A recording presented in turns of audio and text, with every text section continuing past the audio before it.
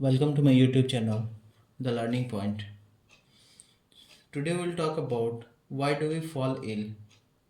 ठीक है, आज हम लोग को पढ़ना है कि हम लोग बीमार क्यों पड़ते हैं। तो हम लोग बीमार क्यों पड़ते हैं, जैसे हमारा जो बॉडी है, ह्यूमन बॉडी, वो आपका सेल से मिलके बना होता है। ठीक है, millions and millions of cells होते हैं हमारे बॉडी में, और वो एक साथ कोऑर्डिनेट करके काम करते हैं हमारे बॉडी के अंदर। तो हम लोग का बॉडी के अंदर में जो भी काम होता है उसको हम लोग क्या बोलते हैं, मेटाबॉलिक एक्टिविटीज़।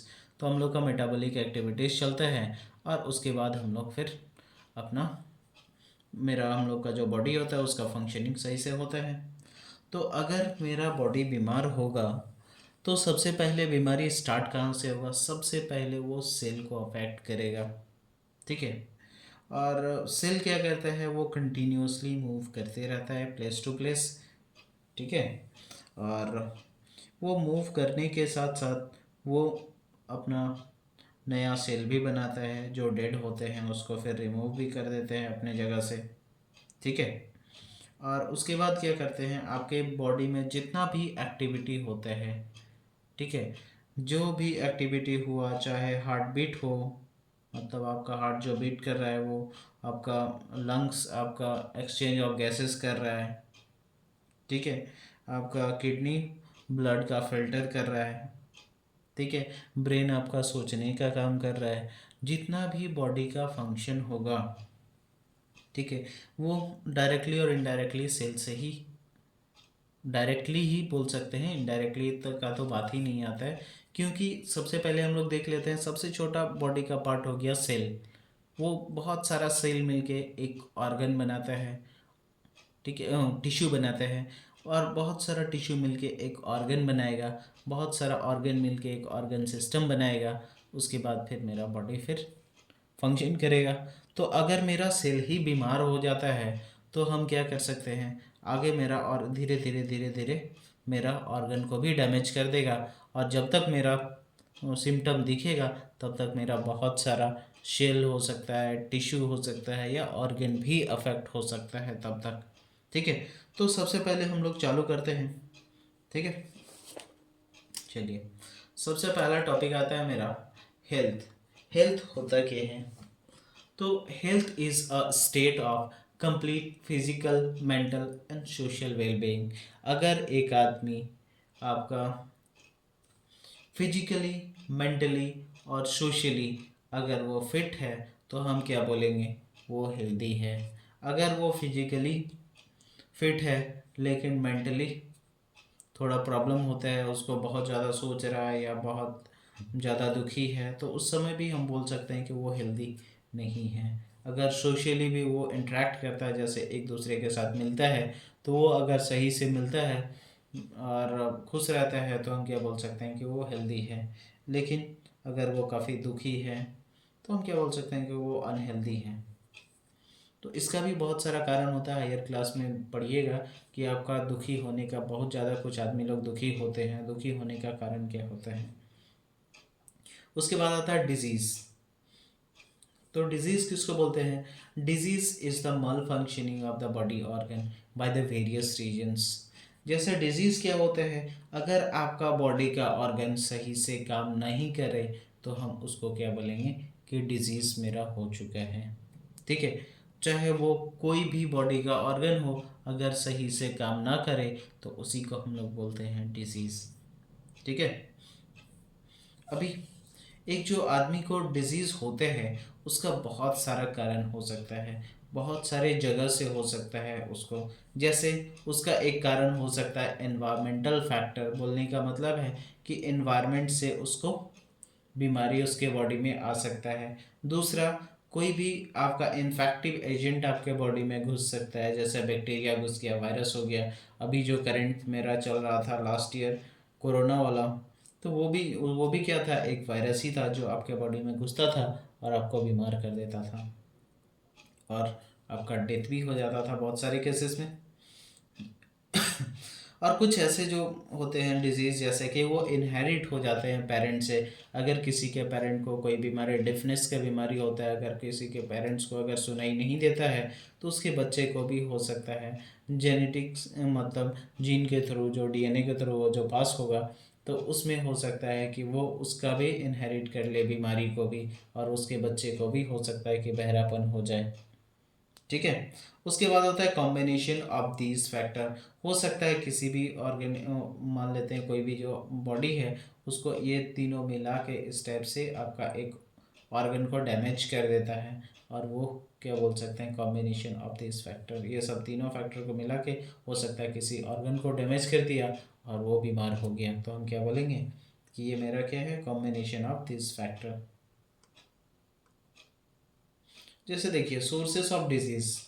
अब डिजीज का सोर्स क्या होता है? सबसे पहला होता है कि एक होता है इंट्रेंसिक फैक्टर में आता है, ठीक है, और एक होता है एक्सट्रेंसिक फैक्टर। इंट्रेंसिक बोलने का मतलब होता है कि हमारा बॉडी खुद एक सोर्स बन जाता है, ठीक है, बीमारी का खुद एक सोर्स बन जाता है, तो हम क्या बोलते हैं उसको, इंट्रेंसिक फैक्टर। और जो मेरा बीमारी जो होता है हमारे बॉडी में, उसको करने वाला अगर कोई बाहर से आता है तो हम उसको एक्सट्रिंसिक फैक्टर बोलते हैं। तो हम डेफिनेशन देख लेते हैं। The disease causing factor which exist with in the body. जो डिजीज कॉजिंग फैक्टर जो हमारी बॉडी में ही है, तो हम क्या बोलेंगे, वो उसको इंट्रेंसिक फैक्टर। ठीक है। जैसे disease caused bye intrinsic sources, जैसे आपका मेटाबॉलिक डिजीज जो हो गया, हार्ट अटैक आ गया किसी आदमी को, तो वो क्या है, वो किसी बाहर से तो वो इनहेरिट किया नहीं है, कोई ऑर्गेनिज्म उसको नहीं कर रहा है, उसका बॉडी का फंक्शनिंग सही नहीं होने के कारण उसको हार्ट अटैक आया या किडनी फेल्योर हुआ, तो हम क्या बोल सकते हैं, ये सब क्या है, इंटरनल फैक्टर्स। ये आपके अंदरूनी बीमारी है जो कि आपका बाहर से नहीं आया, आपके बॉडी में के अंदर में ही आपका हुआ है। तो देखिए अब नेक्स्ट आता है, the human health can be affected by the various factor as. Human जो हेल्थ है बहुत सारे फैक्टर से अफेक्टेड होता है, जैसे मल functioning of the various body parts.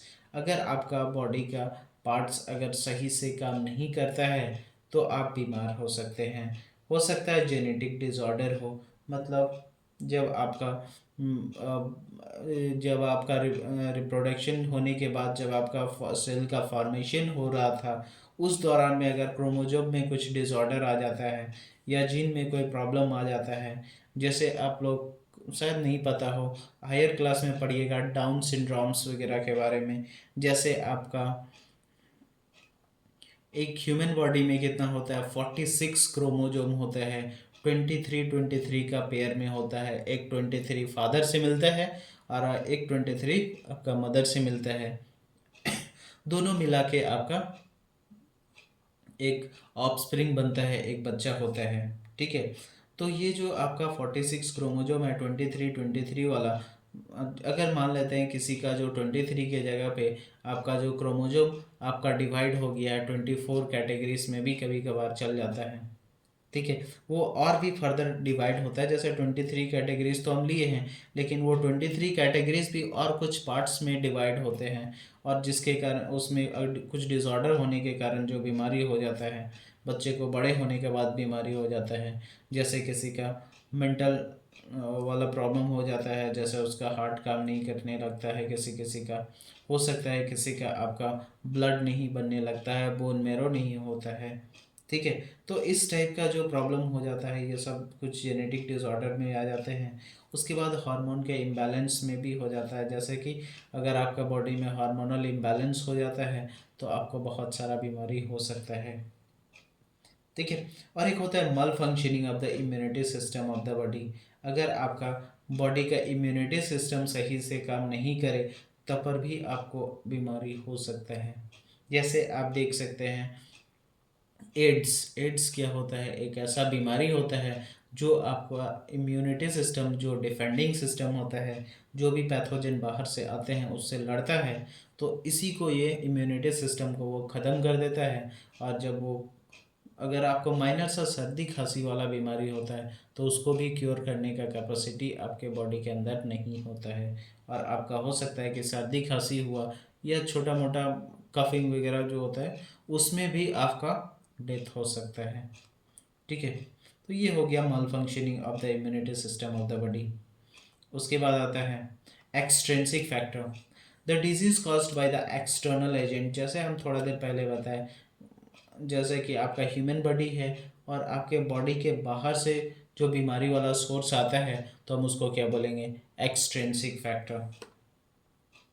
ठीक है, अभी the important extrinsic factor that affect the human health are, जैसे कि बाहरी चीज जिसके कारण आपका बीमारी हो सकता है, जैसे अनबैलेंस डाइट। ये आपका डाइट जो है, खाना आपका बाहर से ही बॉडी के अंदर जाता है, और अगर इसमें अनबैलेंस हो जाता है तो मेरा क्या हो सकता है, बीमारी हो सकता है। अनबैलेंस होने के कारण जैसे आपका विटामिन ए का कमी हो गया, सिंपल सा देखते हैं, उसमें क्या होता है हम लोग का, विटामिन ए का कमी से नाइट ब्लाइंडनेस हो जाएगा। विटामिन बी का कमी हो जाता है तो बेरी बेरी टाइप का बीमारी हो सकता है। उसके बाद हो सकता है आपका विटामिन सी का कमी हो तो स्कर्वी हो सकता है। विटामिन डी का कमी हो तो रिकेट्स हो सकता है। तो इस टाइप से आपका बीमारी हो सकता है अगर आपका डाइट बैलेंस नहीं है। डिजीज कॉजिंग माइक्रो ऑर्गेनिज्म, बहुत सारे ऐसे माइक्रो ऑर्गेनिज्म होते हैं जो बॉडी के अंदर में घुसते हैं और आपको बीमार कर देते हैं, जैसे बैक्टीरिया हो गया, वायरस हो गया, फंगी हो गया, प्रोटोजोआ हो गया। तो ये सब क्या होता है, आपके बॉडी के अंदर में घुसता है और वो क्या करता है, अपना नंबर को बढ़ाने लगता है आपका सेल में जाके। वो अपना नंबर को बढ़ाते बढ़ाते बढ़ाते इतना ज़्यादा हो जाता है कि आपका सेल को डैमेज कर देता है। इस चैप्टर का हम लास्ट में बताएंगे कि कैसे सेल को भी डैमेज करता है, किस किस टाइप से डैमेज करेगा तो वो क्या करेगा, एक ऑर्गन काम करना बंद कर देगा। ठीक है, उसके बाद आता है एनवायरमेंटल पॉल्यूटेंट्स। कुछ ऐसे इन्वायरमेंटल पॉल्यूटेंट्स भी होते हैं जो कि हमारे बॉडी के अंदर में चले जाते हैं और मेरा बॉडी को सही से काम करने से रोक देते हैं, तो उसको क्या बोलते हैं हम लोग, एनवायरमेंटल पॉल्यूटेंट्स। और दूसरा होता है कुछ, तो आदमी लोग खुद से अपना ये हेल्थ ख़राब कर लेते हैं, जैसे बहुत सारे ऐसे भी होंगे लोग जिनको अल्कोहल पीना काफ़ी पसंद होता है और उससे भी क्या होता है, आपका बहुत सारा बीमारी हो सकता है। जैसे आप लोग टोबैको वगैरह भी देखे होंगे, टोबैको मतलब पता है, खैनी गुटखा जर्दा वगैरह जो भी खाते हैं, इससे भी हो सकता है बहुत सारा बीमारी। जैसे आप लोग का टीवी में ऐड भी आता होगा कि आपको ये टोबैको आपको बहुत बीमार कर सकता है वगैरह वगैरह। इस टाइप से बहुत सारा कुछ आप लोग तो देखते भी होंगे। और उसके बाद जो होता है नारकोटिक ड्रग्स वगैरह, जो आपका बहुत सारे मूवी वगैरह में देखे होंगे, जो ड्रग्स लेते हैं उनसे बहुत सारा उसका प्रॉब्लम होने लगते हैं, वो एडिक्टेड हो जाते हैं, उनका बिना ड्रग्स का उनको बहुत ज़्यादा प्रॉब्लम होने लगता है। ठीक है, तो ये सब नारकोटिक ड्रग्स होते हैं। उसके बाद आता है extrinsic factor affect the health of the body by interfering with the normal functioning of the body. Extrinsic factor जो होता है, आपका बॉडी जो सही सही काम कर रहा था, लेकिन बाहर से जब वो घुसेगा आपके बॉडी के अंदर में तो वो आपका बॉडी का जो ऑर्गन है उसको सही से काम करने नहीं देगा। तब उस समय जो बीमारी होता है तो वो किसके कारण होता है, एक्सट्रिंसिक फैक्टर के कारण। जैसे हो गया आपका मलेरिया, एक मच्छर काट लिया, उसमें मच्छर में क्या रहता है, आपका आपका ये कौन मच्छर होता है, फीमेल एनोफिलस मच्छर होता है। ठीक है, वो क्या करता है, आपको मलेरिया फैला के चल जाता है। ठीक है, और उसमें क्या रहता है, प्लाज्मोडियम रहता है। ठीक है, वो आपको बीमार कर देता है, मलेरिया फैला देगा। डेंगू जो होता है, डेंगू फैलाने वाला भी एक मच्छर ही होता है जो मॉर्निंग मॉर्निंग टाइम में कटता है, और उसका नाम क्या है आपका, डेंगू के लिए होता है आपका एडिस मॉस्किटो। वो क्या करता है, आपको काटता है और आपको बीमार कर देता है, डेंगू बीमारी हो सकता है। रेबीज जैसे कुत्ते के काटने से होता है। ठीक है, अब आता है अनबैलेंस डाइट वाला, तो हम बताएं, जैसे अगर आपका बॉडी में अगर न्यूट्रिशनल डाइट जो ले रहे हैं उसमें अगर आपका प्रॉपर डाइट नहीं रहता है तो उसका कमी के कारण जो बीमारी हो जाता है उसको अनबैलेंस डाइट वाला बीमारी बोलते हैं। जैसे विटामिन ए के बताया आपको, नाइट ब्लाइंडनेस, विटामिन बी से बेरी सी से स्कर्वी हो गया, इस टाइप का बीमारी होता है। उसके बाद डिजीज कॉजिंग माइक्रो ऑर्गेनिज्म, बहुत सारे ऐसे भी ऑर्गेनिज्म होते हैं जो आपके बॉडी के अंदर घुस जाते हैं, ठीक है। जैसे वायरस, फंगी, प्रोटोजोआ, ये सब आपके बॉडी के अंदर घुसता है। हो सकता है कि आपका सांस लेते टाइम घुसे, या वाटर के साथ आ जाए, या फिर आपका सॉइल के साथ आपके बॉडी में घुस जाए, और वो आपका बॉडी का जो फंक्शनिंग है उसको रोक देगा, या फिर उसका फंक्शनिंग में हिंड्रेंस पैदा करेगा, जिसके कारण आप बीमार हो जाइएगा। तो इसी को बोलते हैं डिजीज कॉजिंग माइक्रो ऑर्गेनिज्म। बाकी एग्जाम्पल तो आपको पता ही होगा, बैक्टीरिया, वायरस, फंगी, ठीक है। Part 2 will come soon. Friends, आप लोग को अगर वीडियो पसंद आ रहा है तो प्लीज़ प्लीज़ प्लीज़ आप लोग शेयर ज़रूर कीजिए, और सब्सक्राइब कीजिए, और लाइक भी ज़रूर कीजिएगा। Thank you.